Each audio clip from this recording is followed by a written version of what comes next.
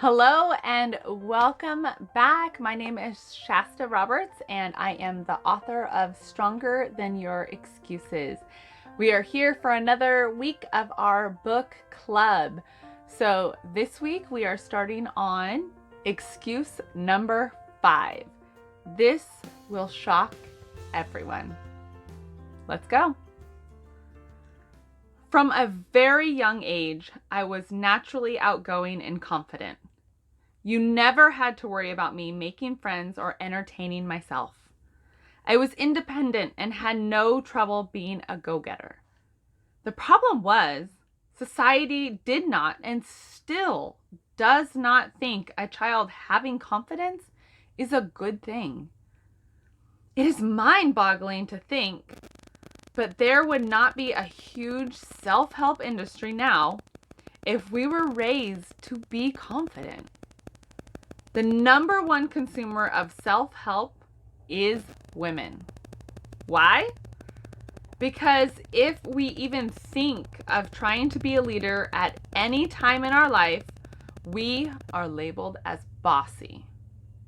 Not a boss, who is a person in charge, but bossy, a domineering person.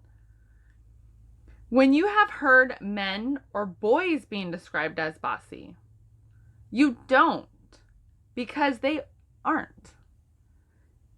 It is thought when boys are being authoritative, they are being a leader and showing leadership qualities.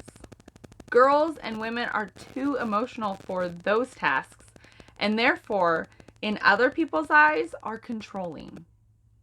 I still have to correct people when they call my daughter bossy, because they never think of calling my sons it. I wish in the 21st century people would look at kids who are confident and say, good for them. They're going to show the world what they have to offer. Girls and women have different society standards than boys and men. We all know this. Not all the standards are good or correct, and we are not required to live by them. It is our choice, and we get to make the choice.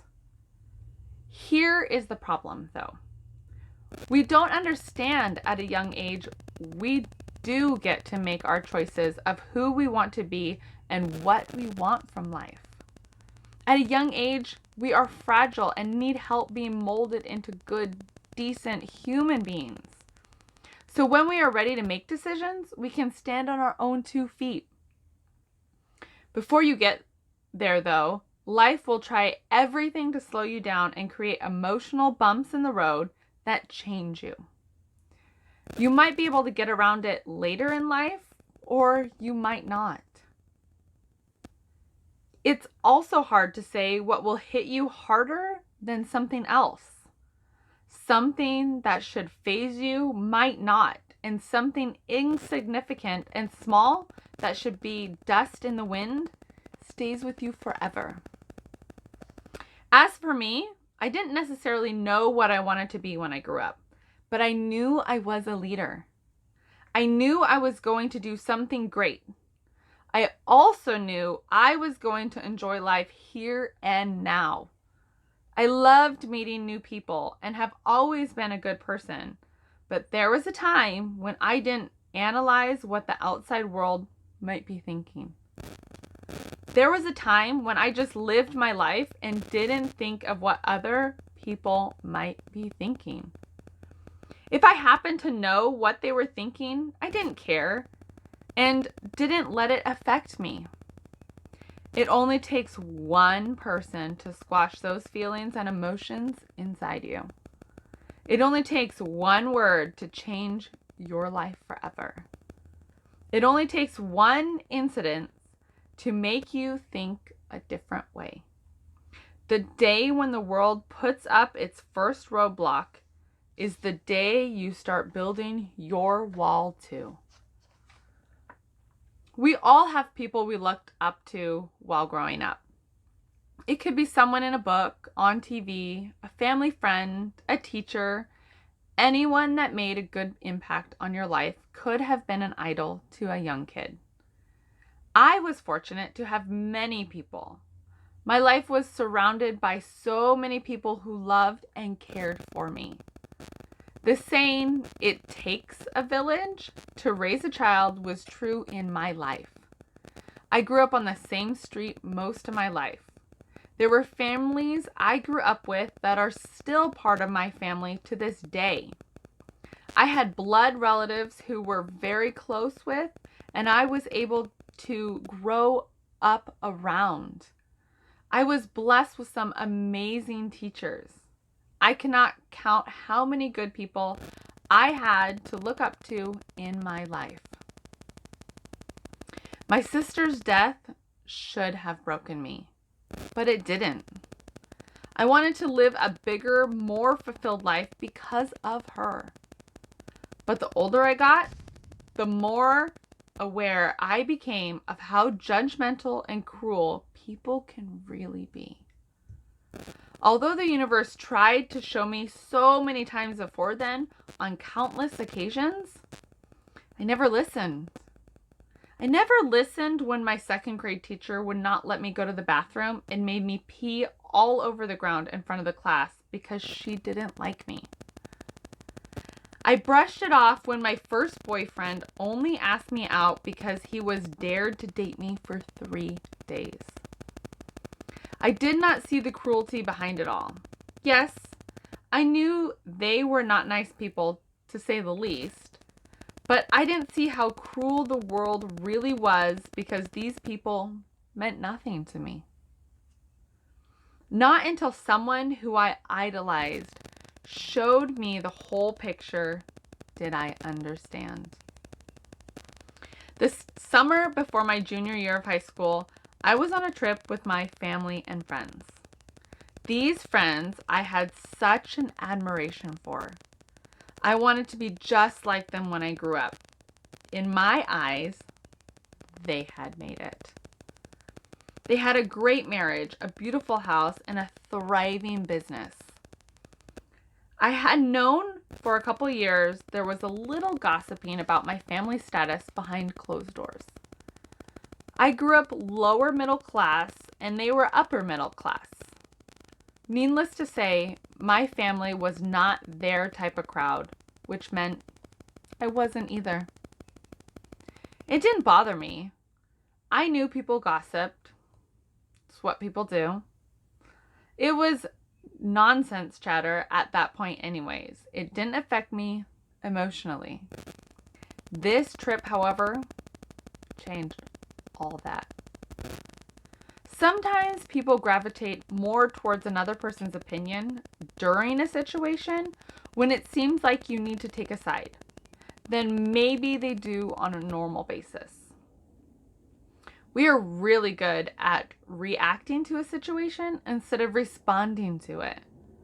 I know I am a big overreactor. I admit it. My blood pressure goes up and I can feel my blood boil. I try every time this happens to stop and respond instead of reacting. I'm pretty sure these people were just reacting to the situation, but it created a response that changed my life in a discouraging way. I don't think they meant to come across that way. They did, but the reaction was a negative one, and it did change the way I viewed life. At the beginning of our summer trip, I was my normal self, a confident, self-aware girl. I walked at the front of the pack.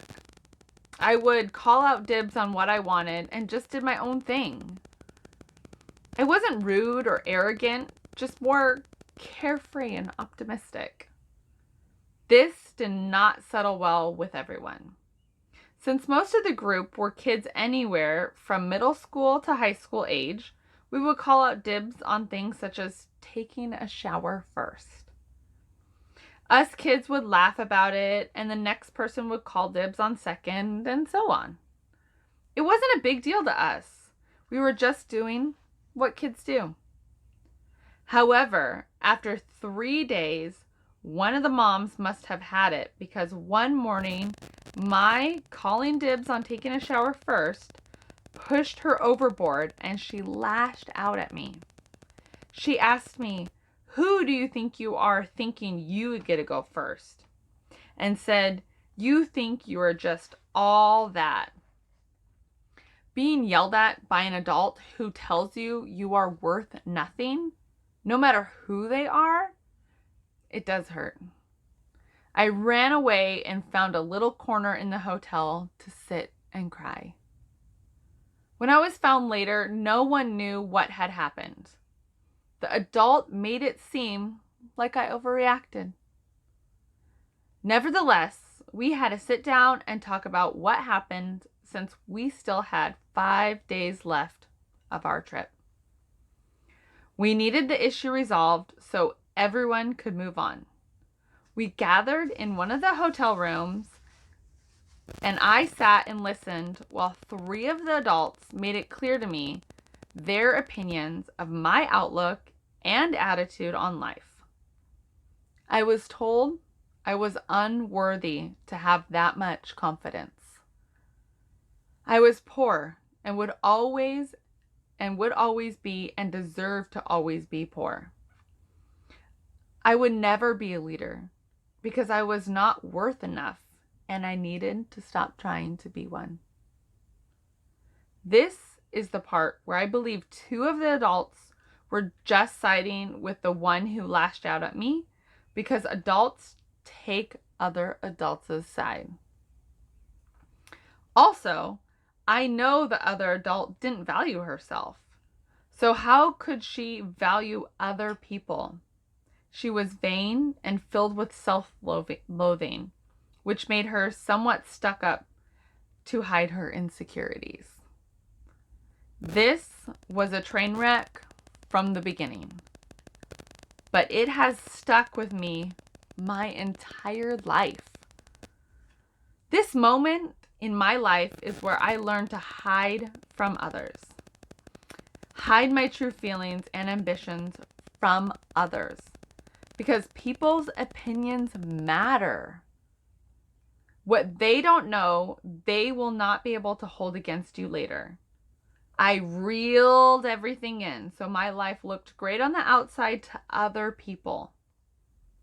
One of my takeaways was, it doesn't matter what your life is like behind closed doors. Just make sure the life other people see is a perfect one. One where I minimized myself because I was told to. Because of this event, no one knows what really goes on in my marriage. They know what I want them to know. They know what I allow them to know. The only good things that paint my husband as the perfect man, husband and father. Only the good things that show me as the best, most emotionally stable human being could you possibly know. None of that is the truth, though.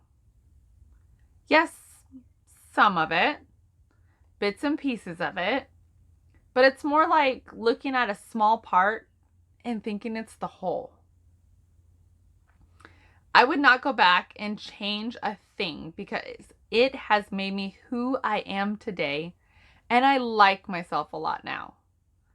I do wish I had let more people in on my reality because everyone will be shocked and not understand why on earth I came to the conclusion of leaving. It will be a drastic and dramatic conclusion to the side they know. I wish I had the marriage that was really what outsiders saw.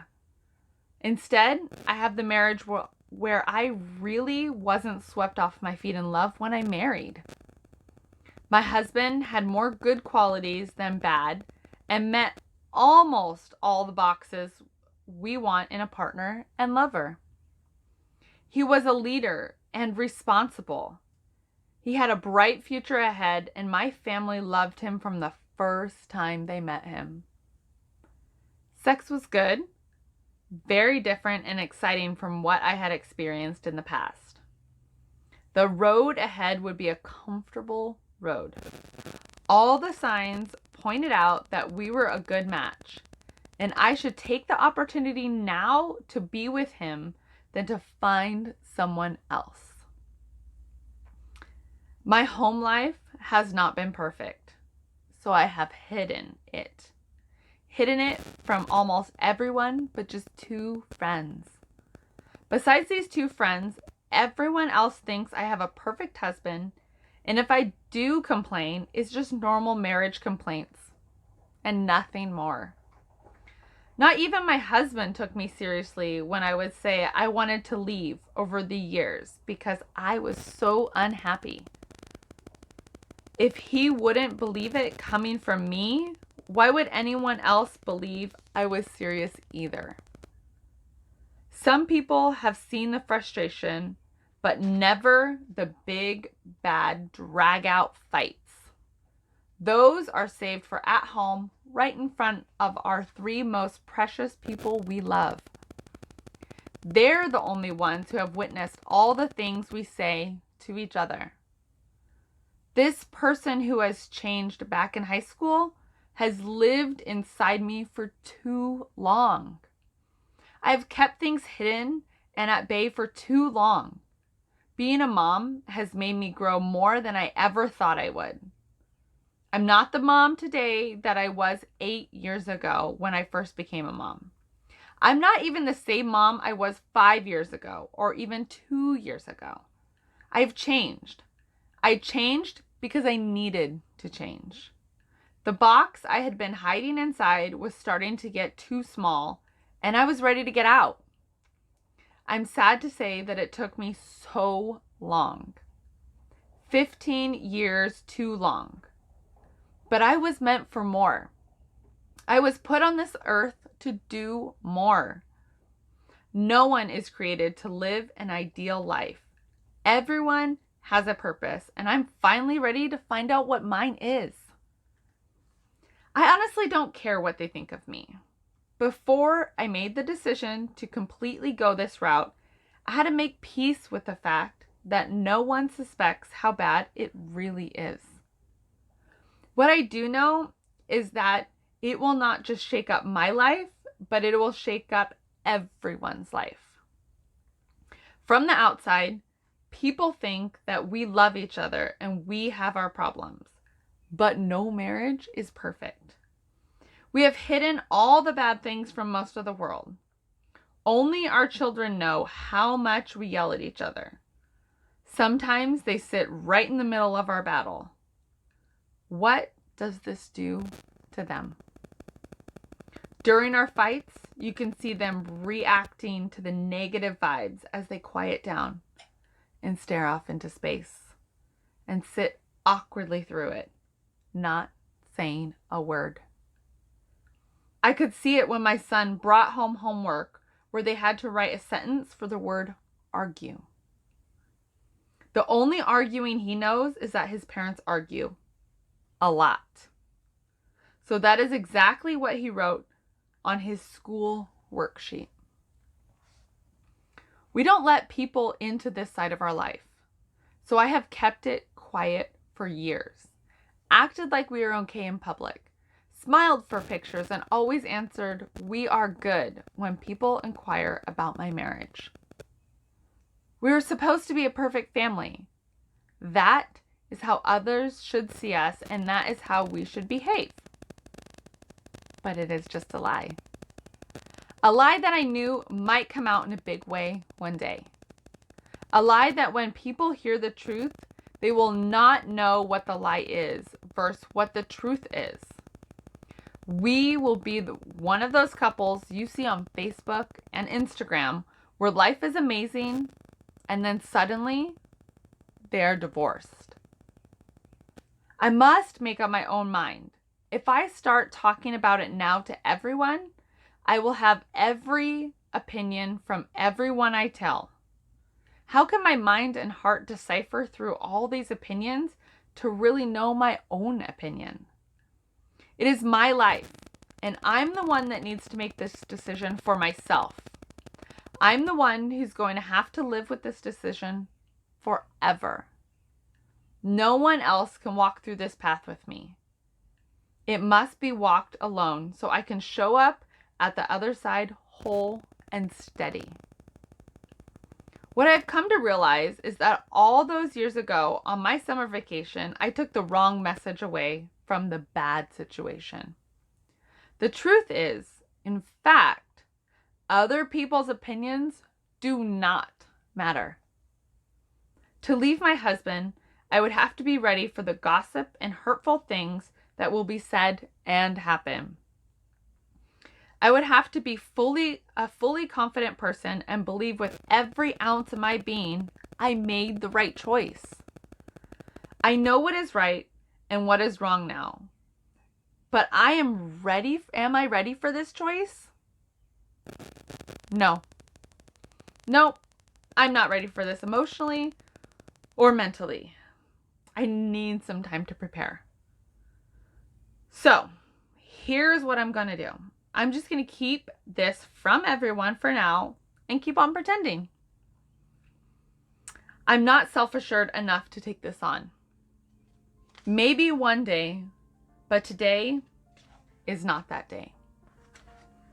All right, that is chapter 5. I obviously have found that day because I have left my husband. So, although I told myself that excuse for so long, I finally found my courage, and I can't wait to share the next chapter with you next week. That chapter is My Weight is Insignificant. So we'll talk about that weight roller coaster. Remember to like and subscribe to my channel and then hit that notification bell so that you can be notified every time I post a video. And I will see you guys next week for another chapter of our book club of my book, Stronger Than Your Excuses. Bye.